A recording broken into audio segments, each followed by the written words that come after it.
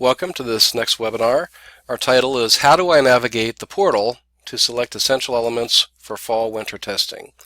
Which testlets are required for my student? We're going to do a walkthrough here of the process of selecting the essential elements and planning for the assessments that you will give in the fall and winter testing windows, which are the instructionally embedded assessment windows.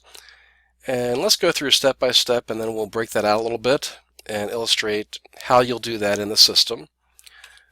First off, teachers are going to select for each student in the portal specific essential elements that they're going to assess.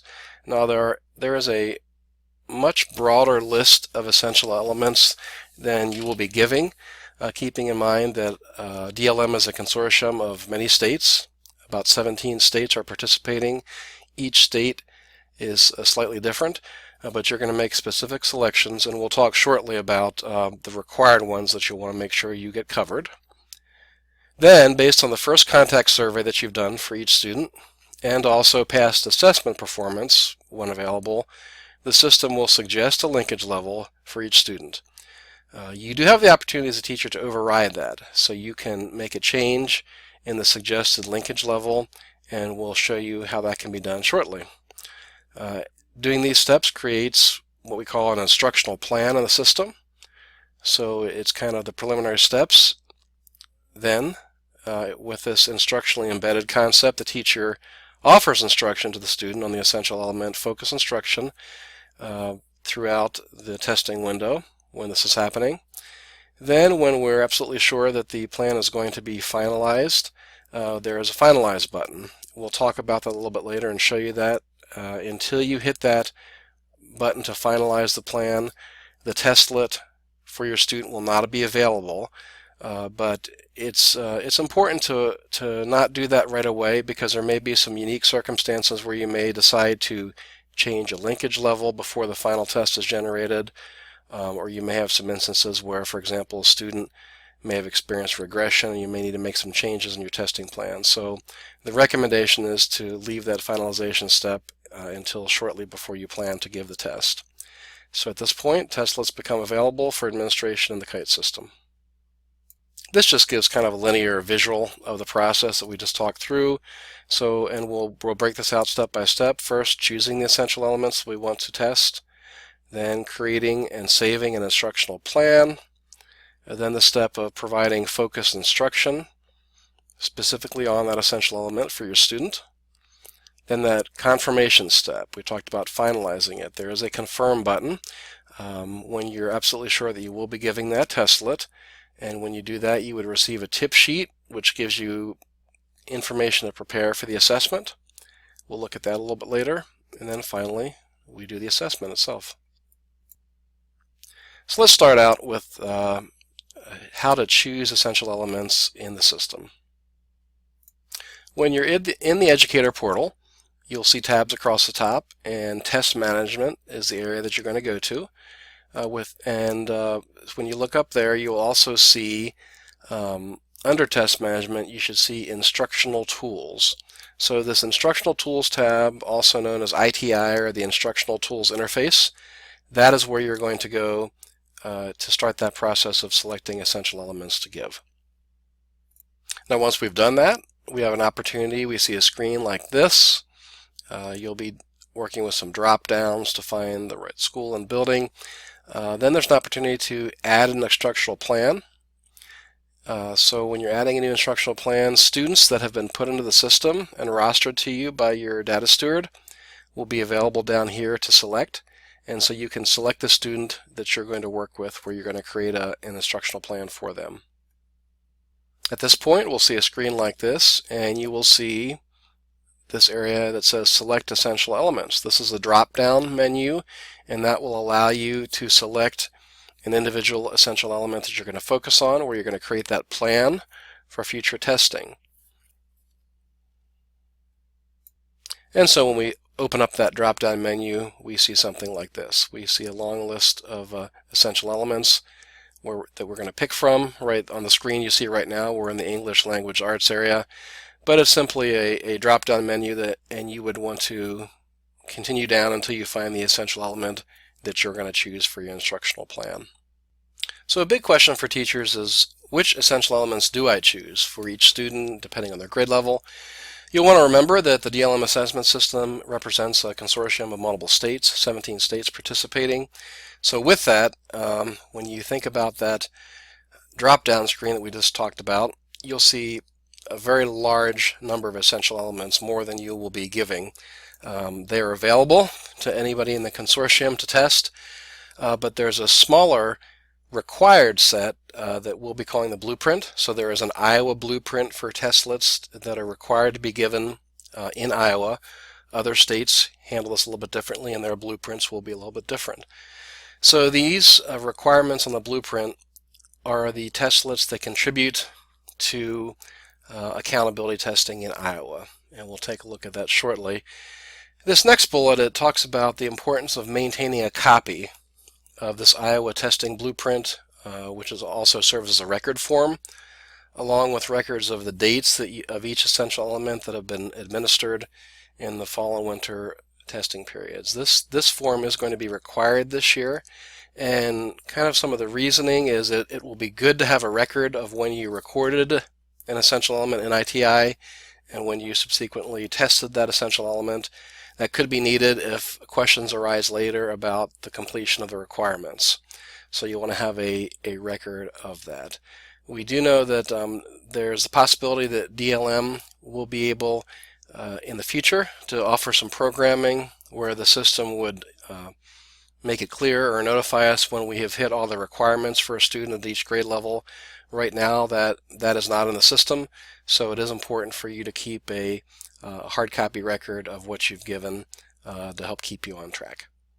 So before we talk about this blueprint and the requirements, a question you may have is, may I administer other essential elements? We looked at that drop down and we talked about how there'll be a long list of other essential elements that align to the core. Can those be administered, the ones that aren't required at a certain grade level? The answer is yes. So a priority for you will need to be making sure that you hit all the requirements in the blueprint, because that is considered part of Iowa's accountability assessment. But you have the opportunity to assess others if you'd like to. This could be a way to help you monitor your students' access and their performance in the core. So you can do that, but of course encouraging you to make it a priority to make sure that you track that you've hit all the required ones first. And just a reminder, participating in district-wide assessments is a required process for all students, including our students with significant cognitive disabilities. So the consequence of missing required essential elements would mean that a student would count as an exclusion in the state accountability system. So they would be treated as not participating. Of course, we want to avoid that. So again, that's one of the reasons why we're encouraging you to use this record form, actually requiring that for teachers so that you have a hard copy record of things that were recorded in the system and when you administered them as well. The blueprint and record forms that I've been talking about are going to be available on the Agora site for you to download so that you'll have a copy of the appropriate grade level to do your records for each of your students that you'll be working with this year. In the front of the blueprint document, you'll see a chart like this. Now I'm just showing you the ELA, and there would also be information on the numbers and the time windows, the assessment windows to correspond with math and science as well. So those documents are in the Agora site, but just kind of illustrating how this will look this year. You can see across the top row we see the assessment windows, fall, winter, and spring, and you can see the dates when these are going to be open. Fall, the dates within September and December. Winter, you see the dates between January and the end of February, and then our final spring window that runs mid-March through mid-May. Now, if you'll recall, the fall and the winter are instructionally embedded. So during those times, that is when you're doing this process that we've started to talk about in this video. You're going into the system and you're picking essential elements to assess. So you can see here at the different grade levels the required number of ELA tests, just for illustration here.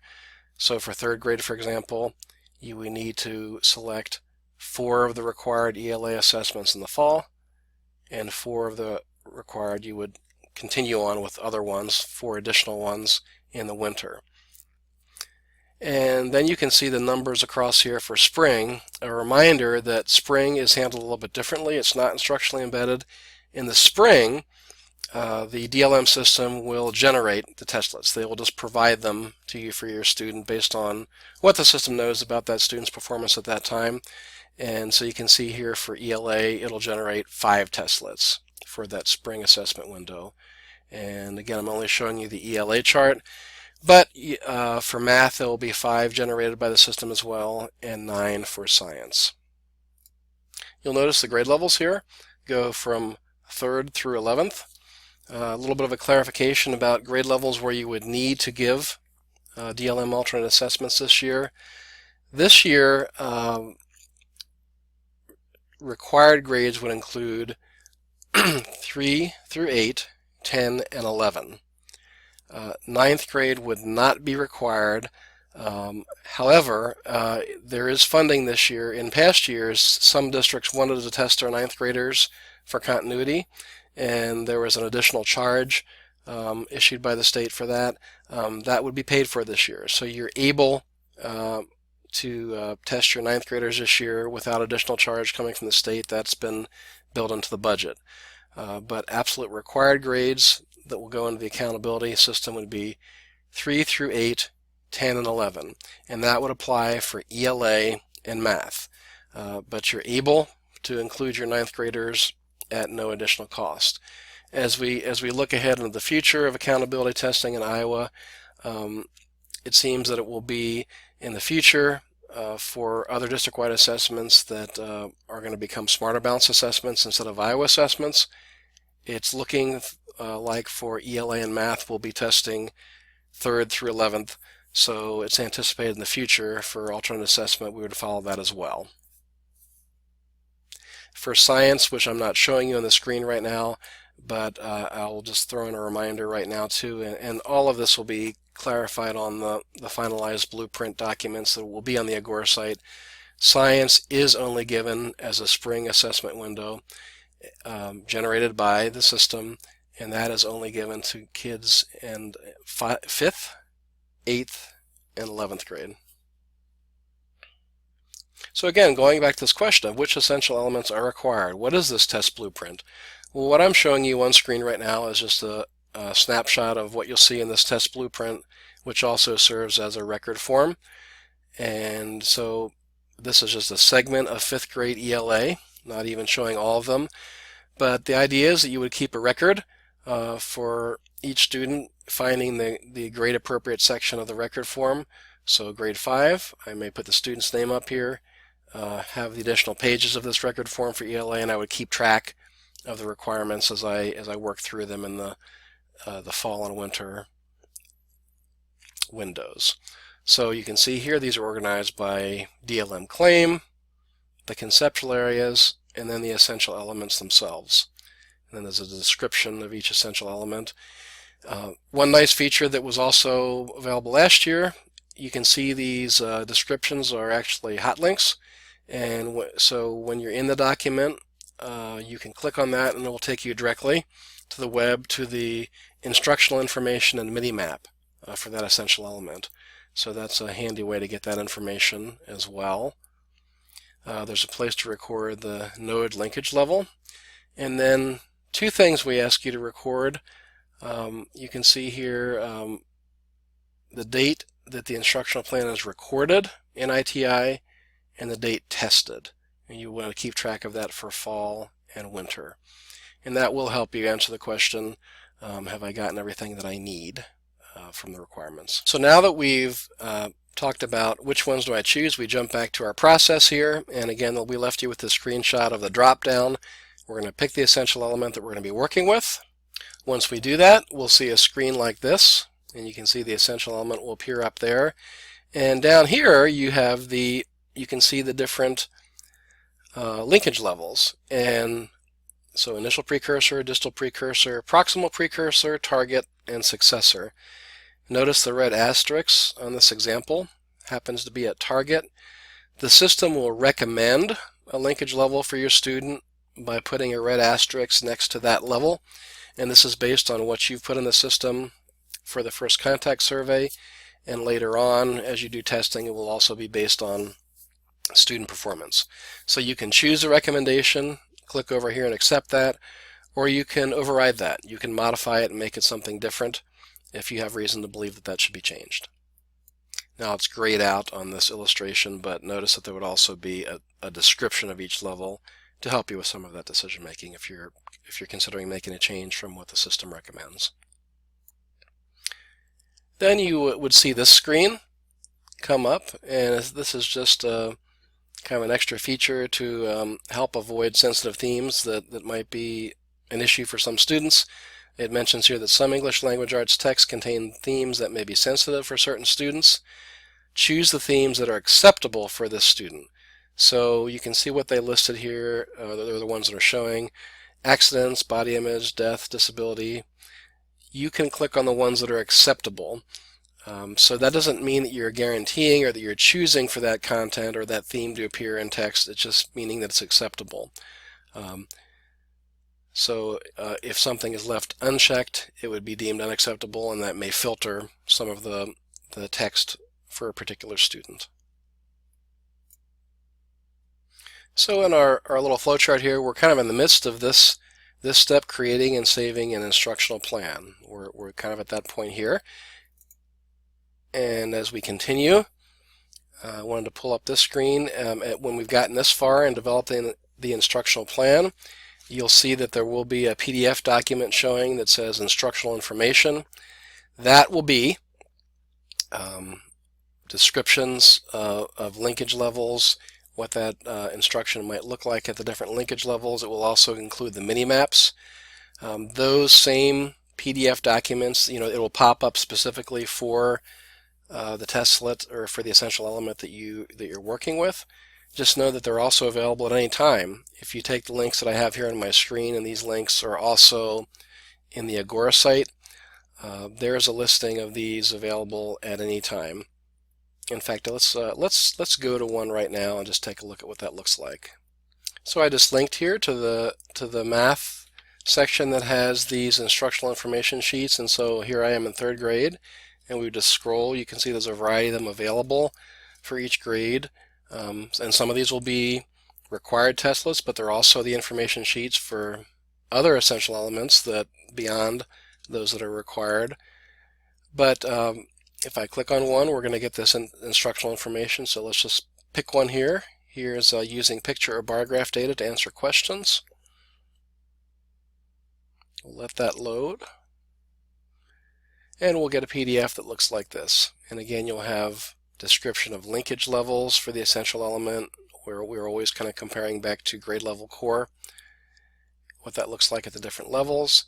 And you'll also get kind of a visual version of how the map is arranged. So you can see these foundational kinds of skills up here: recognizing attribute values, arranging objects, classifying, and all these other skills that could be tested depending on your linkage level, all the way up to the target level that we're looking at of using picture graphs to read the data. So again, as you're creating your instructional plan, you'll get to a point where it'll offer that PDF. You're welcome to print that, save that on your hard drive, but just know that as I just took you to, those pages are also available on the DLM website at any time. Okay, moving across our flowchart, probably the most important, provide instruction. So after we've made an instructional plan indicating that we're looking at a targeted essential element where we're going to provide some targeted instruction, and we're going to deliver that. And again, keep in mind educators would have flexibility to change their mind about instruction. So for example, depending on how you're instructing things in the fall testing period, you could change to a different essential element, remembering how you'll be covering some in the fall, some in the winter, or you may change a linkage level, and you can make those changes up to the point when the assessment is going to be confirmed. Okay, a change, for example, could be necessary if a student has made a lot of growth. You could possibly choose to change a linkage level. It could also be necessary if a student has significant regression due to disability or absence or something like that. A linkage level could be lowered. So just a reminder that that encouragement not to do that confirmation step until shortly before you plan to offer the assessment, and that gives you a chance to make changes as needed. But once we're confident that we are going to give the testlet, it's time to confirm the plan and receive the tip. So this next screen here, you can see again this reminder. We've reminded several times, only confirm when you're confident that you're going to deliver the assessment at that linkage level.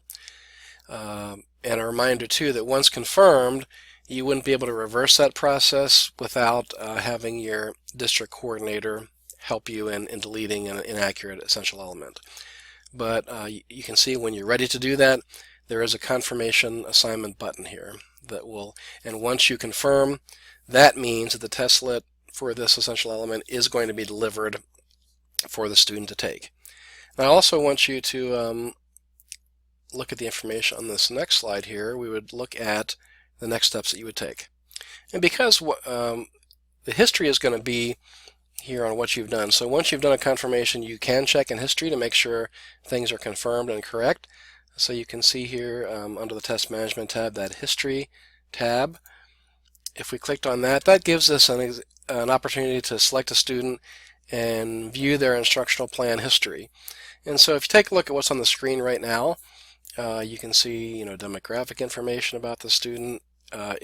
This would continue down. You can see instructional plan 1, instructional plan 2. It would be a listing of the different plans that you have put into the system for your student. And so you can kind of look at that. That's also a nice opportunity to cross-check to say, hey, have I gotten the right ones that are required in here? Do I have them planned? How am I with that process? You can look in this history to see what you have planned for assessment. Now I want to point out especially, and notice where it says status here in red and it says pending. This is an example of where the plan has been put in there but it has not yet been confirmed, and that's okay because you don't want to confirm until you know that you're going to give the test. However, until you do take that confirmation step, the testlet won't be available to take. So for example, for this student, if I was planning on soon giving the test for this instructional plan, I would go in and I would want to confirm that so that it would be available. Notice also on this plan history where it has information up at the top such as student login and password information. That's the login information that you're going to use to get into the KITE system to actually give the test. And we've talked about that a little bit more in a different video, but I wanted to point out that we're looking at the screen right now. It would be a place where you could get that information. So once confirmed, the system is going to offer us a tip sheet or a test information page. Notice here that we have it highlighted in red. There's going to be a PDF that's offered to you. This is something that's printable or downloadable to your computer, and it's important information on any preparations you may need to make and materials you might need to have on hand for a specific assessment. So it's really important not to skip this step.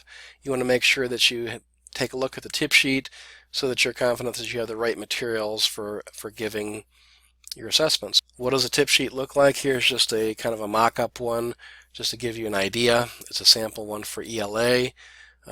Could be for a teacher-administered testlet. So again, this would be a testlet where the teacher is going to be engaging the student in an activity, and you can see on this sample we'd see information like materials needed: 1 cup, 1 backpack, 1 hat. It will talk about any materials that you might substitute. It will talk whether you have the option of that or not. In some cases, the testing model uses familiar text that students have been exposed to previously, and we've talked about in a previous video a little bit about these familiar texts that are available on the DLM site. So in this mock-up, it's saying the DLM text "Tom goes camping" is going to be used, so you would know that. It'll also talk about accessibility supports that might not be allowed. So that's just an example of what it looks like. Notice that it says up here, this is a secure document. Do not reproduce or distribute, shred after use. So they consider this to be secure materials. So while you can print it for your use in planning, they're asking you to not maintain that. If you download it to your computer, delete that when you're finished with the testlet. And here's one that is just showing math as well. Just again a mock-up, but it would give you good information you might need for planning. So in this case, this teacher administered testlet, it says you'll need 7 pencils, 7 erasers. It'll talk to you about what preparations you might need to make to get ready for the assessment. So after all these steps are done, we're at the assessment stage. We're ready to assess, and I'll just reiterate again, once that an instructional plan is confirmed, the testlet is delivered to the KITE system, and teachers may log in with the individual students' login information, and they'll be ready to take tests. As we get closer to the end of this webinar, I want to talk a little bit about the special case of writing testlets. Partly because these have caused a little bit of confusion for teachers. A couple issues have over the past several years. So we wanted to touch on a couple issues here. You want to know that DLM does assess writing for all of our students, both at the emergent writing level and also for students who are at a more conventional level. Writing testlets are similar to DLM teacher administered testlets in reading and math, because we've got the test administrator, we've got the teacher engaging in a scripted activity with students outside of the KITE system and then entering the observations and ratings into KITE. Okay, so you're going to have a teacher engaging the student and writing about information using whatever tools they would normally use to write as part of their instruction. And that's going to be very different for each student. Many will be using their assistive technology for these activities, but the writing testlets will typically take 10 to 20 minutes to administer. So choosing writing essential elements from the ITI, this has been a significant source of confusion over the past several years, and the reason is that what you see in ITI for writing is not an exact match to the coding used for other essential elements in the Iowa blueprint. And bottom line is you will be covering multiple essential elements in the area of writing for your students. Those are required on the Iowa blueprint, but those are grouped together and assessed in a single writing testlet. So let's look at an example here. On the screen here, I just have a little segment clipped from the blueprint record document, and notice here the claim is students producing writing for a range of purposes and audiences, conceptual area, writing to communicate, and then the 3 essential elements. So this happens to be 4th grade. These are the 3 writing essential elements that are required, and so they are required. However, they're grouped together and they're assessed in a single writing testlet. And so there's been some notes added to this document that we think will help clarify that. So when some teachers have been concerned when they've been looking at the number of essential elements on the blueprint and they feel like they haven't done enough, in some cases that's because they may have covered these 3, but they've done that through a single writing testlet, and that's only true for writing. Same kind of thing, just using grade 8 as an example. For grade 8, we actually see that there are 5 required essential elements that you would be instructing and assessing. However, they're going to be grouped together and assessed in a single writing testlet. Okay, so looking at the number here, again, this has caused some confusion for teachers. If we look for 8th grade, just as an example, the total number of essential elements instructed would be 13. So I'm only showing you a segment here. I'm only showing you the writing, but if we look at ELA, you would see a list like this of 13 essential elements. But a teacher fulfilling the requirements would administer a total of 9 testlets. Well, why the difference? That is because they're covering these 5 with a single testlet because they're grouped together. So again, just to recap, for each grade there is a different number of essential elements for writing that are required. However, for each grade, those multiple writing essential elements are assessed together in a single testlet. So the question is, when you're selecting that single writing assessment from the ITI, are there linkage levels for the writing EEs? Well, the answer is yes. However, they're clustered, they're grouped for DLM writing assessments. The initial and distal precursor levels are combined in an emergent writing testlet. Okay, the proximal precursor, target, and successor levels are combined into a conventional writing testlet. Okay, so these will be available at each grade level, but the coding kind of throws people. So for everything else in ELA and math, you're matching a direct essential element. The numbers, the coding is the same. You can find a direct match when you go to ITI. However, you'll see different codes representing emergent and conventional in the selection process for writing, and we'll take a look at a screenshot of that in just a moment. So we know that linkage levels are grouped, so we're going to have to decide emergent or conventional writing for our students. What do those look like? Now there are some good resources on the DLM website, and there are also some great professional development modules that will help you in thinking about ways to offer instruction for both emergent and conventional writers. A different video in this series is will kind of show you where to find these DLM PD modules. But for right now, when you think of emergent writing, we're thinking of, you can see the description here on screen, the marks, scribbles, random selection of letters seen in beginning writers. Okay, so the DLM essential elements focus on having students work towards an understanding of writing as a form of communication and the ability to write about information. Okay, so emergent writers are going to be working on nodes of the learning map that are important precursor skills on the way towards conventional writing. So conventional writers are our students who are using orthography. They're using letters and words assembled in ways that are meaningful. They're at that point. You will need to make a determination of whether your student is kind of in that emergent category or in the conventional level. And let's take a look at the screenshot of that selection. So here's just a little screenshot of that would show you what you would see in the ITI for writing. So again, you're picking a subject, English Language Arts, the claim that involves writing, the conceptual area of writing, and then we have a drop down. And this is the point at which teachers had gotten confused these past couple years, because you'll notice you're not going to see a direct correlation between the essential element codes and what is here. What you will see though is something like this. So you can see if you look at these codes here, it will start to make sense. Our traditional linkage levels have been translated and clustered into conventional or emerging. So proximal precursor, conventional. Successor, conventional. Target, conventional. So these three